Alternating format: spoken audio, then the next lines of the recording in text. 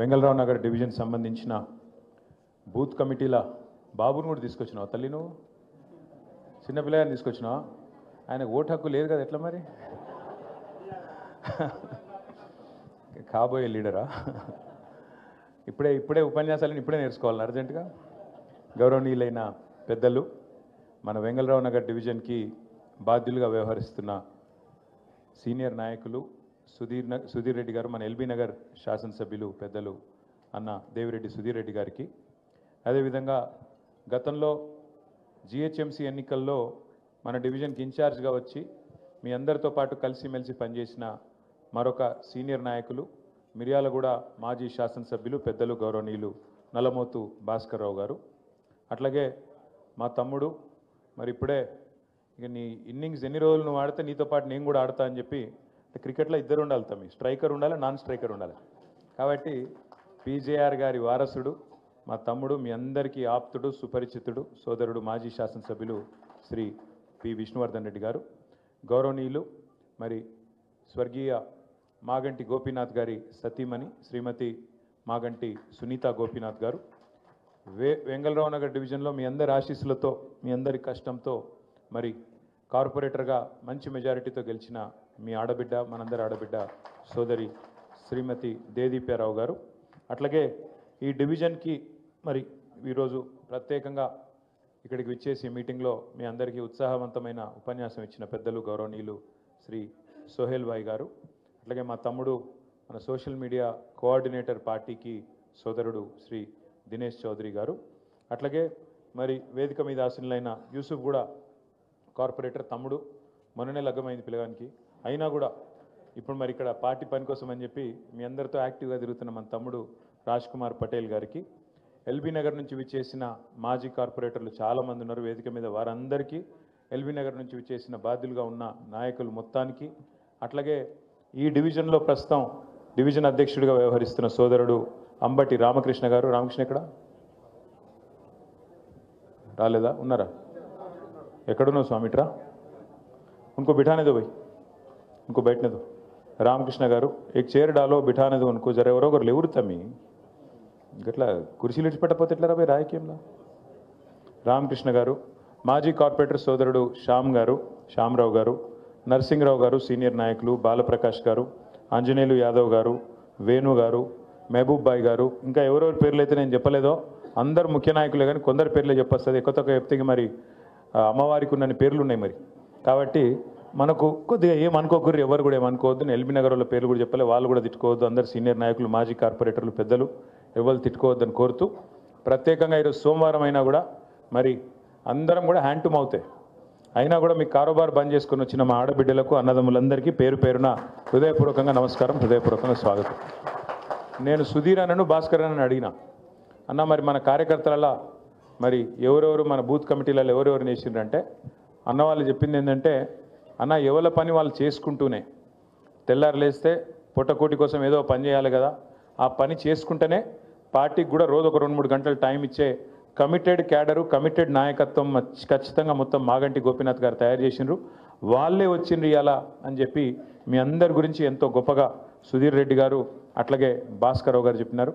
నిజంగా కూడా పార్టీ వాళ్ళ అధికారంలో లేకపోయినా, పార్టీ వల్ల ఇప్పటికిప్పుడు మీకేం తాత్కాలికంగా ప్రయోజనం కలగకపోయినా, ఒక నమ్మకము, ఒక సిద్ధాంతము, ఒక నాయకుడు అంటే విశ్వాసంతో మరి ఈరోజు ఈ సమావేశానికి హాజరై రేపు ఎన్నికల రణరంగంలో కూడా పార్టీ తరఫున కొట్లాడబోతున్న మీ అందరికీ కూడా పేరు పేరున హృదయపూర్వకంగా ధన్యవాదాలు. సరే, ఏ పరిస్థితుల్లో ఎన్నిక వచ్చిందో మీకు తెలుసు.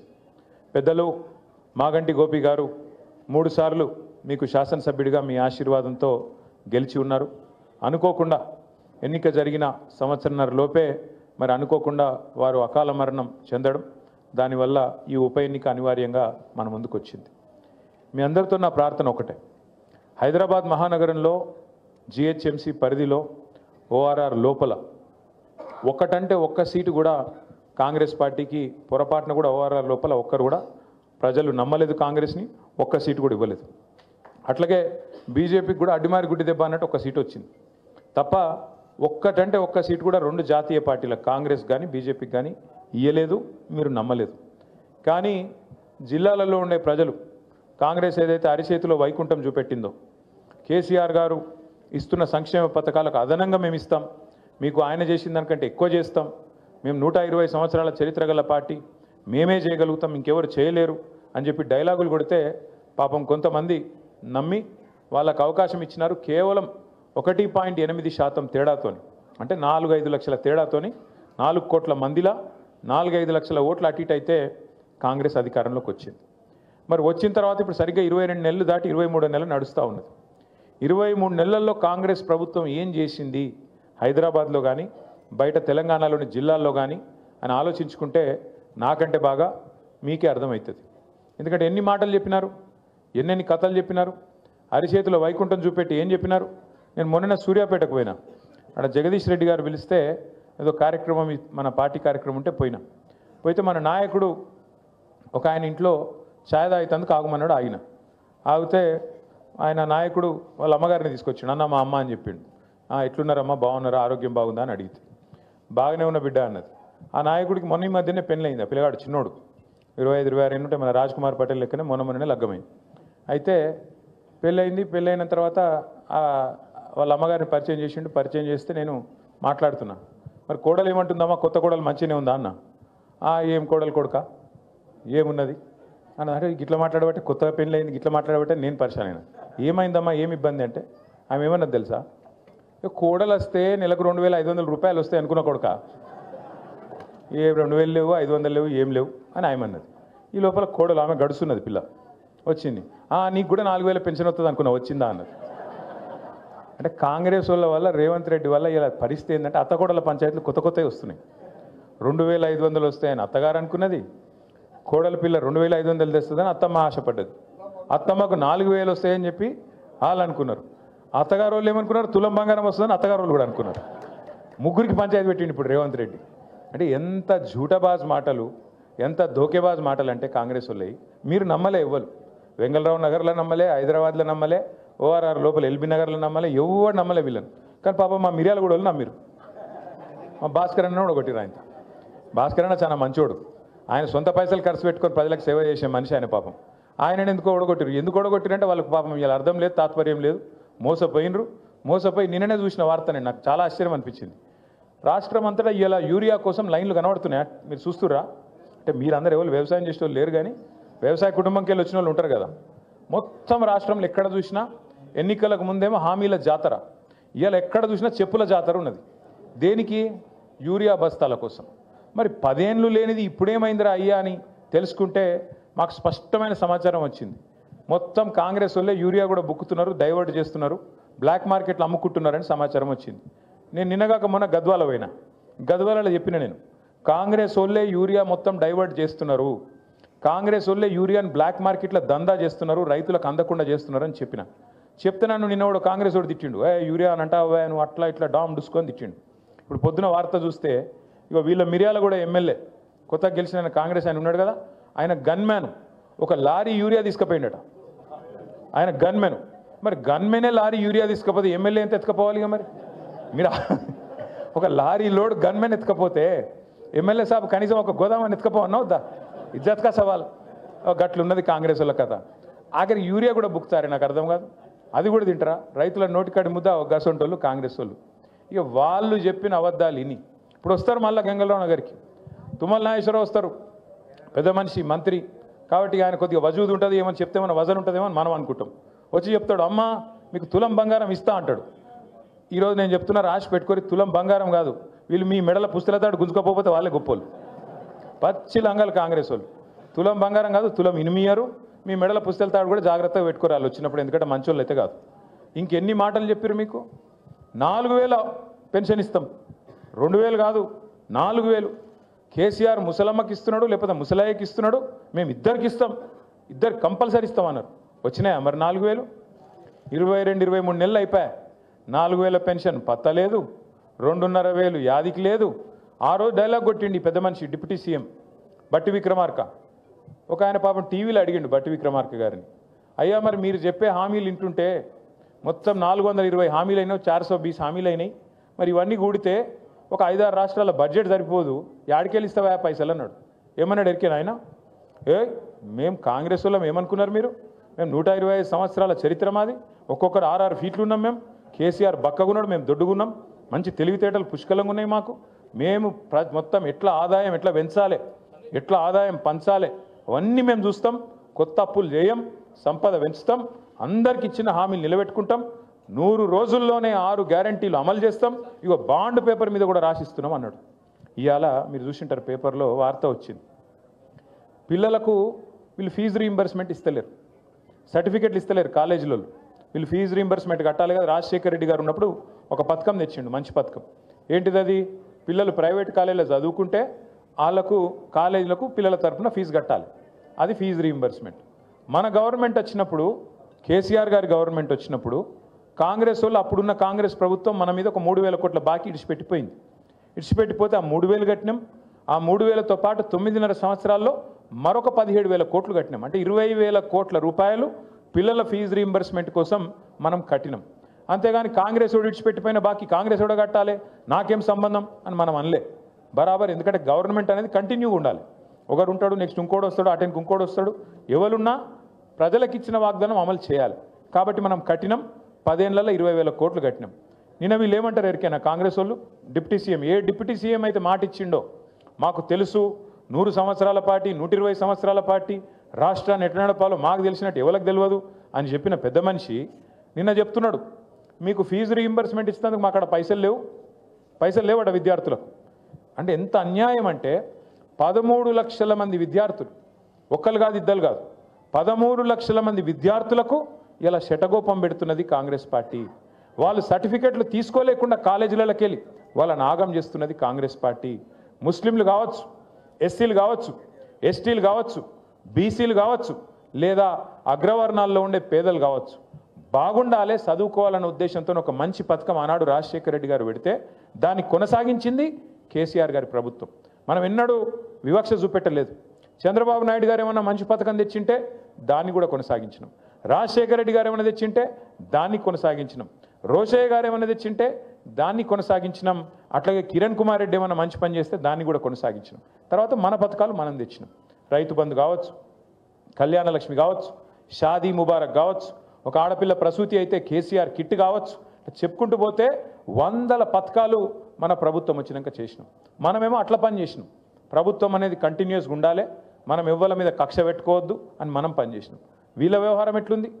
కేసీఆర్ పేరున్నది కేసీఆర్ కిట్లా కట్ చేసి పారేయండి. ఇవాళ రాష్ట్రంలో 14 లక్షల మంది ఆడబిడ్డలకు ప్రభుత్వ ఆసుపత్రుల్లో ప్రసూతులు పెరగాలని చెప్పి వాళ్ళ కేసీఆర్ కిట్లు ఇచ్చింది బీఆర్ఎస్ ప్రభుత్వం. కానీ కాంగ్రెస్ ప్రభుత్వం వచ్చిన తర్వాత ఒక్క కేసీఆర్ కిట్ వచ్చిందా? కేసీఆర్ గారు ఉన్నప్పుడు బతుకమ్మకు ఒక కానుకగా, చిరు కానుకగా బతుకమ్మ చీరలు వచ్చేది. రంజాన్ వస్తే రంజాన్కు రంజాన్ తోఫా వచ్చేది. క్రిస్మస్కు క్రిస్మస్ కానుక వచ్చేది. ఇవాళ చీర కాదు జాకెట్ ముక్క పెడుతుండ వీడు కనీసం. ఇక మళ్ళీ పెద్ద పెద్ద మాటలు, ఇందిరమ్మ రాజ్యము, ప్రజాపాలన, ఆడబిడ్డలు అందరినీ కోటీశ్వరులు చేస్తా. నేను చెప్తున్నా కదా, కోటీశ్వరులు చేసుడు కాదు, మీ మెడల పుస్తల తాడు ఎత్తుకపోతే వీడే మంచోడు. గంత దుర్మార్గమైన ప్రభుత్వం ఇవాళ ఈ రాష్ట్రంలో ఉన్నది. ఫీజు రీయింబర్స్మెంట్కు పైసలు లేవు, తులం బంగారంకు పైసలు లేవు, రైతు బంధుకు పైసలు లేవు, 4,000 పెన్షన్కు పైసలు లేవు, 2,500కు పైసలు లేవు, రుణమాఫీకి పైసలు లేవు. ఆఖరికి మీ వెంగళరావు నగర్ డివిజన్లో రోడ్డు మీద పొక్కలు పడితే పొక్కలు పుడిస్తేందుకు పైసలు లేవు, లైట్లు వెలుగుతలేవు, చెత్త తీసేటోడు దిక్కులేడు. ఇది వాస్తవం. ఇవాళ నేను చెప్పేది వాస్తవమా కాదా? పట్టించుకుంటోడు ఉన్నాడు ఇవాళ రాష్ట్రంలో? ఎవరి పనుల వాళ్ళు ఒకటే బిజీగా ఉన్నారు. చందానగర్లో మొన్న పొద్దున పూట, మనకి ఎక్కువ దూరం కూడా కాదు, 4-5 కిలోమీటర్ల అవతల చందానగర్లో పొద్దున పూట బంగారం షాప్ మీద పడి దొంగలు తుపాకులు పట్టుకొని ఆయనతో దోసుకొని పోయారు. చూసిరా టీవీలలో లేదా? ఇలా పట్టించుకుంటోడు లేడు హైదరాబాద్లో. భయం లేదు, భక్తి లేదు. ఎందుకంటే వీళ్ళే దోసుకోవాటి, దండుపాలెం బ్యాచ్ లెక్క వీళ్ళే మోపోయింది. ఇక వాళ్ళకు ఇంకోటి దొంగ ఎందుకు భయపడతాడు? చిన్న దొంగ పెద్ద దొంగ. చిన్న దొంగలు పెద్ద దొంగకు భయపడతారా? అందుకే ఇవాళ డే లైట్ మర్డర్స్ అవుతున్నాయి. క్రైమ్ రేట్ 41% పెరిగింది. సీసీ కెమెరాలు పనిచేస్తలేవు. ఆఖరికి గల్లీలో పెట్టిన లైట్లు పనిచేస్తలేవు, బుగ్గలు పనిచేస్తలేవు. కింద పొక్కలు పడితే పొక్కలు ఊడ్చేటోడు కూడా లేడు, పట్టించుకున్నోడు లేడు. వీళ్ళట జూబ్లీ హిల్స్లో మాగంటి గోపీనాథ్ ఆశయాలు మేము కొనసాగిస్తాం, మేము ఇది చేస్తాం, అది చేస్తాం అన్న చెప్పింది, సుధీరన్న చెప్పింది కరెక్ట్.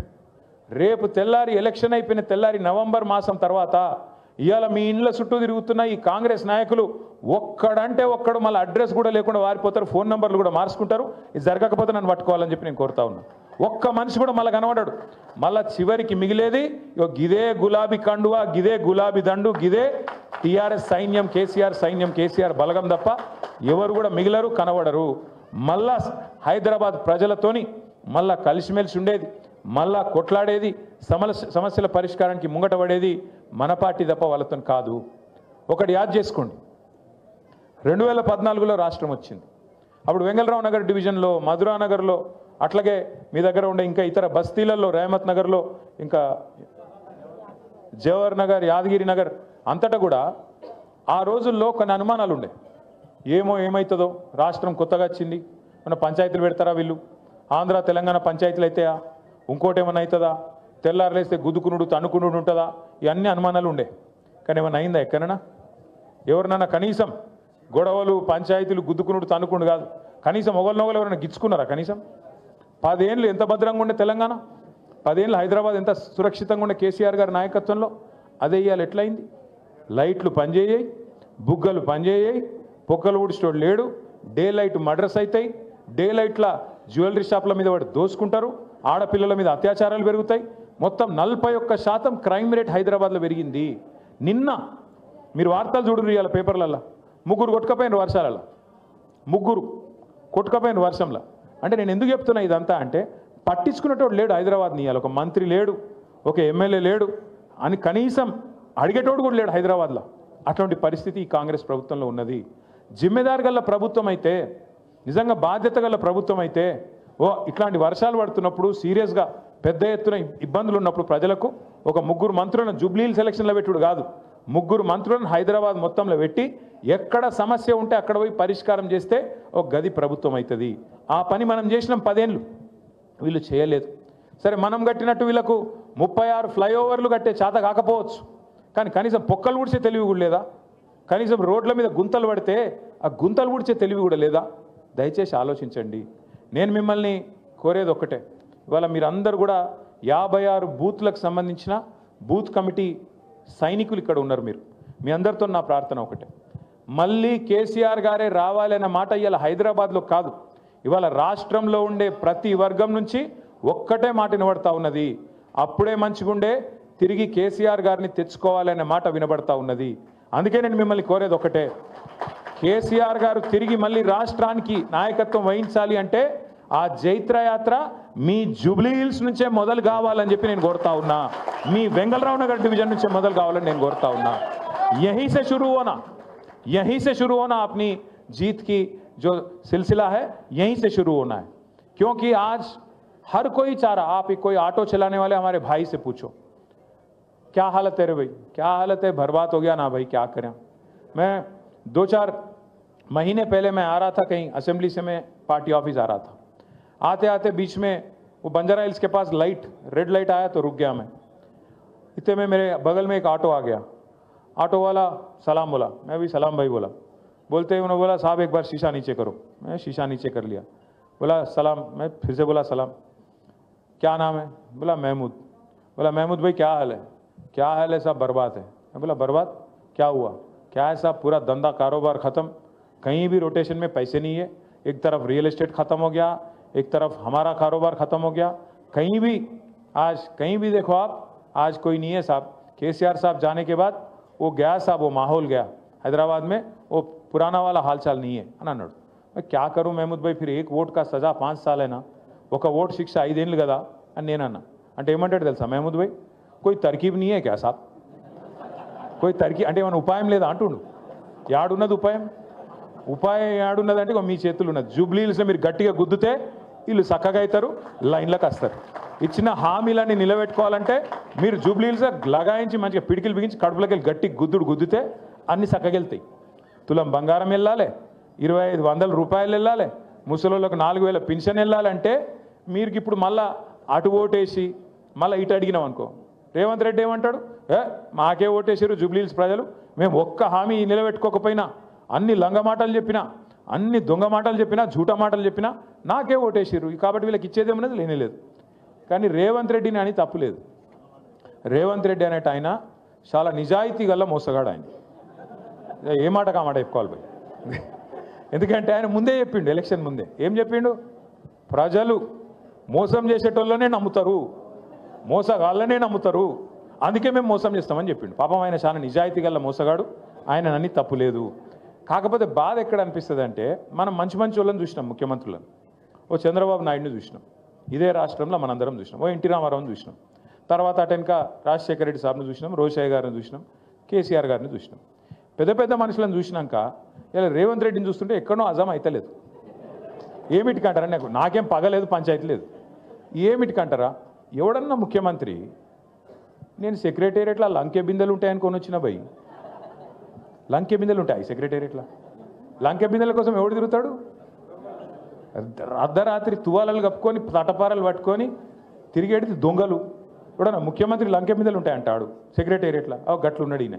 రెండోది నేను అడుగుతా, ఇప్పుడు ఈ అర్రల ఈ రూమ్లో ఎవరన్నా అప్పు లేని వాళ్ళు ఉన్నారా? అప్పు ఖర్జా नहीं है सो आदमी कोई है यहाँ पे, है तो हाथ उठाओ. అప్పు లేని వాళ్ళు ఎవరు ఉన్నారమ్మా? దేదీప్యానికి ఉన్నదా లేదా? అప్పు ఉన్నది. మీ లేడీ సింగం కూడా అప్పు ఉందంట. సబ్కే పాస్ అప్పువే. అప్పు లేని వాళ్ళు ఎవడు ఉన్నాడు? మా సుధీర్ అన్న కూడా ఉంది అప్పు.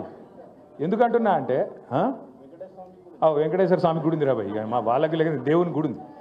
కరెక్ట్ చెప్పిండు మా తమ్ముడు. అయితే ఎందుకు చెప్తున్నా అంటే, అప్పు అందరికి ఉంటుంది, కానీ ఏం చేస్తాం మనం? అప్పు హైతోవి, కర్జా హైతోవి, లోపల బనీన్కు పొక్కలున్నా మీదికెళ్ళి మాత్రం కడక్ అంగి వేసుకుంటాం, బయటికి మాత్రం షాన్ మే ఫరక్ నీ అని అన్నట్టు తిరుగుతాం. ఎందుకు తిరుగుతాం? మళ్ళీ ఎవడన్నా అప్పు ఇవ్వాలంటే ఇవన్నా వద్దా? ఇవ్వాలన్నా లేదా? ఇవ్వాలి మరి, అందుకే తిరుగుతాం అట్లా. కానీ ఈయన ఎట్లున్నాడు ముఖ్యమంత్రి? ముఖ్యమంత్రి అంటేనే కుటుంబానికి పెద్ద.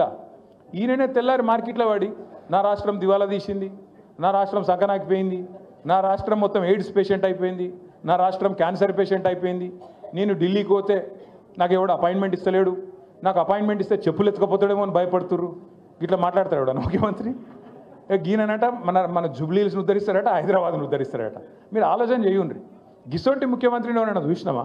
ఇంకోటి అప్పు ఉందనుకో, ఇప్పుడు నేను సుధీర్ అన్న కాడ 1 లక్ష రూపాయలు అప్పు తీసుకున్నాను అనుకో, చెప్తా నేను ఏం చెప్తా అన్న, ₹1 మిత్తి ఇస్తా, నాకు 6 నెలల్లో వాపస్ ఇస్తా అని చెప్తా.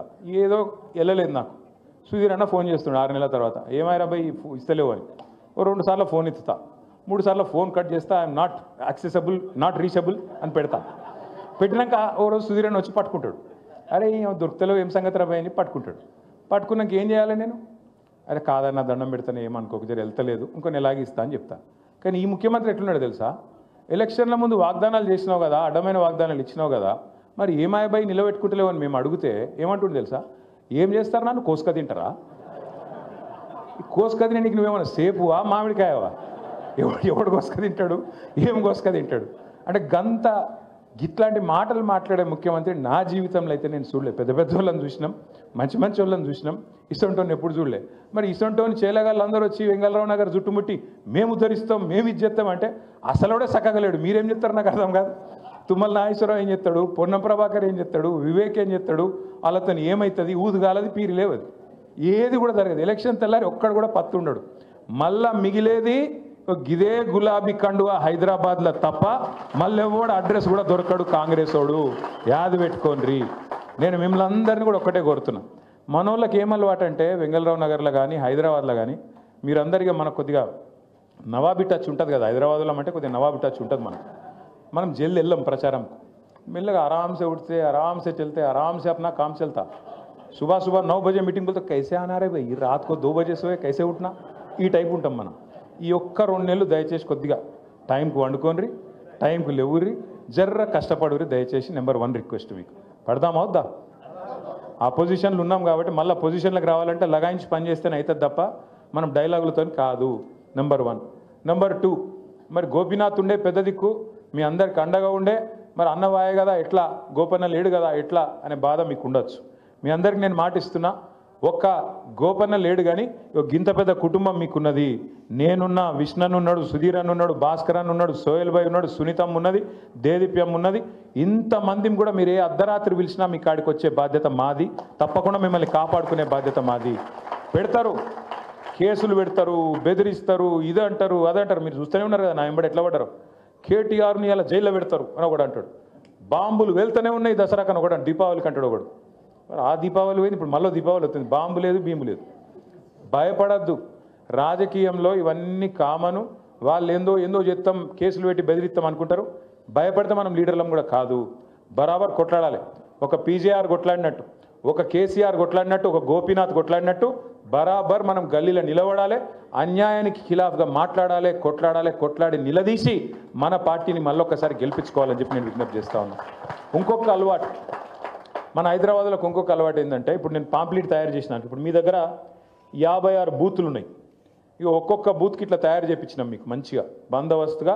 ఆ బూత్లో ఓటర్లు ఎవరు, వాళ్ళు ఎక్కడోళ్ళు, ఏం పేరు, వాళ్ళ నెంబర్ ఏంది, ఫోన్ నెంబర్ ఏంది, అన్నీ కూడా. ఫోన్ నెంబర్ లేదు కానీ మిగతా అన్నీ ఉన్నాయి మన కాడ. ఫోన్ నెంబర్లు కూడా ఉన్నాయా? ఇగో ఇది బూత్ నెంబర్ 204. బూత్ నెంబర్ 204 వాళ్ళు ఒక్కసారి చేయలేవట్టు. బూత్ కమిటీ వాళ్ళు 204 చేయలేవట్టు. సార్ 204 బూత్ వాళ్ళు చేయలేవట్టు. రాలేదా? नहीं मालूम क्या आपको? 202 है आपका? 202 वाले हाथ उठाओ भाई. ठीक है, बैठ जाओ. ఒక్కొక్క బూత్కి మనం అనుకున్నది ఏంటంటే 10 మంది బూత్ కమిటీ సభ్యులు ఉండాలి అనుకున్నాం. దబ్బన ఎక్కడైనా గ్యాప్ ఉంటే చూసుకోండి, రిపేర్ చేయండి. 204 వాళ్ళు వచ్చినట్లు లేరు, పిలుచుకోండి. వాళ్ళకు కూడా ఉన్నారా? ఠీకే, ఉంటే సంతోషం. మీరు ఏం చేయాలంటే ఒక్కొక్క బూత్లో మీకు 800 నుంచి 1200 ఓట్లు ఉంటాయి. 56 బూత్లు అంటే మొత్తం ఓట్లు ఎన్నమ్మా? अच्छा इधर है 204. ठीक सही है. 55,000 ఎంత ఓట్లు? 55,000. సో 55,000 ఓట్లు ఉన్నాయి మొత్తం.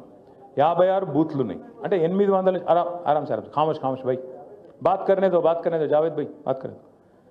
సో 56,000 బూత్లు ఉన్నాయి, 56,000 ఓట్లు ఉన్నాయి. అంటే 800 నుంచి 1200 ఓట్లు ఒక్కొక్క బూత్లో ఉన్నాయి. ఇప్పుడు మనం ఏం చేయాలి? ఎలక్షన్ ఇంకో నెలకో, నెలన్నరకో, 2 నెలలకో ఉంటుంది.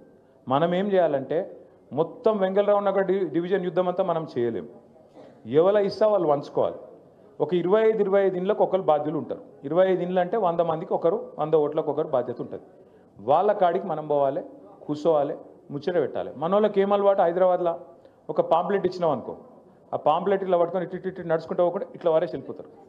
ఎవరైనా ఇల్లు బంద్ ఉందనుకో, ఆ తలుపు కిందకి ఇట్లా సందులోకి వెళ్ళి నూకుతారు, అవతల పడతారు. గట్లా నడవదు ఎలక్షన్. ఇప్పుడు ఏం చేయాలంటే మనం కొద్దిగా మంచిగా పోయి కూర్చొని, ఆడ లేడీస్ ఉంటే లేడీస్ పోవాలి, ముచ్చట పెట్టాలి. అమ్మ మీకు పథకాలు అందుతున్నాయా? కేసీఆర్ గారు ఉన్నప్పుడు బాగుండేనా? కాంగ్రెస్ వచ్చినాక బాగున్నదా? మీ వార్డులో ఏమేమి సమస్యలు ఉన్నాయి? మరి మీకు వీళ్ళు ఇన్ని హామీలు ఇచ్చారు కదా కాంగ్రెస్ వాళ్ళు, ఒక్కటన్నా వచ్చిందా? మరి ఇలా ఏం మొక్కం పెట్టుకుని ఓట్లు అడగడానికి వస్తుండ్రు, ఓట్లు వేస్తారా? తప్పకుండా యాద్ చేయాలి. ఇంకొక మాట కూడా మీరు బరాబర్ యాద్ చేయాలి. మీ వెంగళరావు నగర్ డివిజన్లో 3-4 పెద్ద స్లమ్స్ ఉన్నాయి. 50-50 ఉన్నది. అన్న చెప్పినట్టు, విష్ణు అన్న చెప్పినట్టు 50-50 ఉన్నది. కాలనీస్ ఉన్నాయి, స్లమ్స్ కూడా ఉన్నాయి. మీరు స్లమ్స్లో ఉన్న సోదరులు యాద పెట్టుకోవాలి. మీరు కింద కాంగ్రెస్కు ఓటేస్తే వాళ్ళ చేతిలో మీరు లైసెన్స్ పెట్టినట్టే. ఏమిటికి లైసెన్సు? బుల్డోజర్ వచ్చి మా ఇల్లు ఊలగొట్టరా అబ్బాయి అని చెప్పి పిలుచుకున్నట్టు. ఆ బయల్ ముజే మారంటారు చూడు, తెలుసా? హైదరాబాద్లో కావాత్ ఉంటుంది, ఆ బయల్ ముజే మారని ఒక లైసెన్స్ ఇచ్చినట్టే లెక్క. మీరు కింద కాంగ్రెస్కు ఓటేస్తే మీ ఇండ్లు ఊలగొట్టేందుకు మీరే లైసెన్స్ ఇచ్చినట్టు, మీ ఏళ్ళతో మీ కంటిని మీరే ఓడుచుకున్నట్టు అవుతుంది. యాది పెట్టుకోండి, చెప్పాలి మనం 10 మందికి. ఎందుకంటే కాంగ్రెస్ వాళ్ళు వచ్చినాక ఒక్క ఇల్లు కట్టిరా హైదరాబాద్లో? కట్టిరా? నాకు తెలియకుండా ఇక్కడ నన్ను సీక్రెట్ కట్టిరే. ఒక్క ఇల్లు కట్టలేదు కానీ ఎన్ని ఇల్లు గులగొట్టిరు చూడరు మీరు. ఒక్కసారి ఆ వీడియోలు చూడరు. మూసీలో గులగొట్టిరు, ఏడ పడతాడపోయి ఇష్టం వచ్చినట్టు గరీబోళ్ళ ఇల్లు గులగొట్టిరు. కేసీఆర్ ఉన్నప్పుడేమో 1,00,000 మందికి పట్టాలు ఇచ్చిండు కేసీఆర్. జీవో నంబర్ 58, 59 కింద గరీబోళ్ళు తెలుసో తెలియకనో ఎక్కడన్నా ఒక గుడిసెనో ఒక చిన్న రేకుల షెడ్ వేసుకుంటే వాళ్ళందరికీ గ్యారెంటీ ఉండాలని చెప్పి 1,00,000 మందికి పట్టాలు ఇచ్చిన నాయకుడు కేసీఆర్ గారు. అదే ఈ రేవంత్ రెడ్డి ప్రభుత్వం వచ్చినాక తప్పకుండా నాకు తెలిసి కొన్ని వేల ఇండ్లు కులగొట్టిరు. కొన్ని వేల ఇండ్లు హైదరాబాద్లో కులగొట్టింది రేవంత్ రెడ్డి ప్రభుత్వం. ఇందిరమ్మ రాజ్యం అంటే ఇండ్లు కులగొట్టుడా? ఇందిరమ్మ రాజ్యం అంటే గరీబోని ఇల్లు లేకుండా చేసి ఆఖరికి వాళ్ళ పిల్లలు ఇంట్లోకి వెళ్ళి వాటర్ బాటిల్ తీసుకుంటాం, బ్యాగు తీసుకుంటాం అంటే కూడా మెడలు పట్టి నూకి అవతల వారేసి తీసుకోలేకున్న అవకాశం లేకుండా చేసి వాళ్ళని నిలగొట్టుడు ఇందిరమ్మ రాజ్యమా? గరీబోళ్ళకు వ్యతిరేకంగా ఉండుడే ఇందిరమ్మ రాజ్యమా? ఈ మాట మనం చర్చలో పెట్టాలి. మీరిగిన పొరపాటున కాంగ్రెస్కి ఓటేస్తే మీ ఇల్లు మీరు గూలగొట్టమని లైసెన్స్ ఇచ్చినట్టే అవుతుంది. మరి మీ ఇష్టం. హైడ్రా వస్తుంది, బుల్డోజర్ వస్తుంది, మీ ఇల్లు గూలగొడుతుంది. ఆ తర్వాత మీరు ఎడవద్దు, మమ్మల్ని అడగద్దు అనే మాట బరాబర్ చెప్పాలి. తప్పకుండా యాద్ చేయాలి ఈ మాట. అట్లాగే ఇంకొక మాట కూడా కంపల్సరీ చెప్పాలి. మాగంటి గోపీనాథ్ గారు ఆనాడు 3 సార్లు మీ శాసనసభ్యుడిగా మీ సేవలోనే ఆయన మరణించిండు. మరి అట్లాంటి మాగంటి గోపీనాథ్ గారికి నిజమైన నివాళి అంటే ఖచ్చితంగా మళ్ళీ మనం జూబ్లీహిల్స్ గెలిచి నివాళి అర్పించినట్టయితేనే బాగుంటుంది. కంపల్సరీ ఆయనను యాద్ చేసుకొని తప్పకుండా కూడా మనం మరి మళ్ళొక్కసారి ఆయన యాదిలో మనం గెలిపించుకోవాలనే మాట కూడా మనం చెప్పాలి. అట్లాగే మీ అందరు నేను కోరుతా ఉన్నా, ఉంటాయి ఇల్లు అన్నాక పంచాయతీలు ఉంటాయి. ఇప్పుడు ఒక ఇంట్లో రాత్రికి ఏం తిందాం ఏం కూర వండుకుందాం అంటేనే 4 రకాల అభిప్రాయాలు ఉంటాయి. కొడుకోడు చెప్తుంది, బిడ్డోడు చెప్తుంది, తండ్రోడు చెప్తాడు, తల్లోడు చెప్తుంది. కానీ ఆఖరికి అనుకొని ఏదో ఒక మాట మీదకి వచ్చి నిలబడతాం. ఇప్పుడు వెంగళరావు గారి డివిజన్లో కూడా మన పార్టీలో కూడా ఉంటాయి పంచాయతీలు. లేవని నేను అంటలేవు, ఉన్నాయి. నాకు ఎరికే ఇక్కడ చెప్తే బాగుండదు. ఇక మైక్లా ఉన్నాయా లేవా? సిగ్గుపడకూరు చెప్పురు, పర్వాలేదు, ఉన్నాయి కదా. ఒక 4 ఉండే ఇంట్లోనే సమస్యలు ఉంటాయి. నేను దేదీప్య గారిని కోరుతున్నా, మా సుధీర్ అన్నని కోరుతున్నా, మా విష్ణు అన్నని కోరుతున్నా, మా భాస్కర్ అన్నని కోరుతున్నా, సోహెల్ భైని, ఇంకా మిగతా దినేష్ను అందరినీ కోరుతాను. ఇల్లు అన్నాక, ఒక కుటుంబం అన్నాక పంచాయతీలు లేని కుటుంబం ఎక్కడ ఉండదు. ప్రతి ఇంట్లో పంచాయతీలు ఉంటాయి, ప్రతి దగ్గర ప్రతి కుటుంబంలో పంచాయతీలు ఉంటాయి. కానీ ఇది కాదు, బజార్లో పడి కొట్లాడుకునుడు, బజార్లో పడి గుద్దుకునుడు, బజార్లో పడి మాట అనుకునుడు. అట్లాగే మనోళ్ళు మనం ఒక అరలో కూర్చొని మాట్లాడుకోక ఇట్లాంటి పరీక్ష సమయం వచ్చినప్పుడు మనం బయటపడి మాట్లాడుకుంటూ మంచిది కాదు. ఈ టైంలో అందరం కలిసిమెలిసి పనిచేయాలి. ఇప్పుడు ఒక ఉదాహరణ చెప్తాను నేను. ఇప్పుడు మీరు ఇంట్లో 100 అనుకుంటాం మనం, కానీ పక్కింటితో పంచాయతీ పడ్డది అనుకో, అందరం ఒకటైతామా కాదా? ఇది కూడా గదే. ఇలా పక్కింటోడు ఓ దిక్కేమో బీజేపీ వాడు, ఇంకో దిక్కేమో కాంగ్రెస్ వాడు. వాళ్ళిద్దరు మన ఇల్లు కబలించాలని చూస్తూ ఉన్నారు. జూబ్లీహిల్స్ మన ఇల్లు కబలించాలని చూస్తుంటే కలెక్టివ్గా ఒక్కటిగా కొట్లాడదామా వద్దా? కొట్లాడదామా? కొద్దిగా ఎందుకో జోష్ వెనకకెళ్ళి వస్తలేదు. కొట్లాడు వద్దా? మరి పోయినసారి నిజంగా జోష్ ఉంటే, పోయినసారి మీరు 2000 ఓట్ల మెజారిటీ ఇచ్చారు గోపన్నకు. మరి ఈసారి దానికి డబల్ ఇస్తేనే నిజంగానే మీరు తనలాడినట్టు ఏమైనా చేసినట్టు, నిజంగానే ఏమైనా వర్కౌట్ అయినట్టు లెక్క. అంతేనా? దయచేసి నేను కోరుతున్నా, ఇట్లా బూత్ కమిటీలు ఏవైతే వేసినామో బూత్ల వారీగా మీటింగ్లు పెట్టుకోండి. పెట్టుకొని ఏం చేయాలో మీరు 10 మంది పంచుకోండి. 1000 ఓట్లు 10 మంది పంచుకుంటే ఒక్కొక్కరికి 100 ఓట్లు వస్తాయి. ఆ ఒక్కొక్కరు ఏం చేయాలంటే మీకు వచ్చే 20 ఇండ్లో 25 ఇండ్లో గంట వరకే మీ బాధ్యత.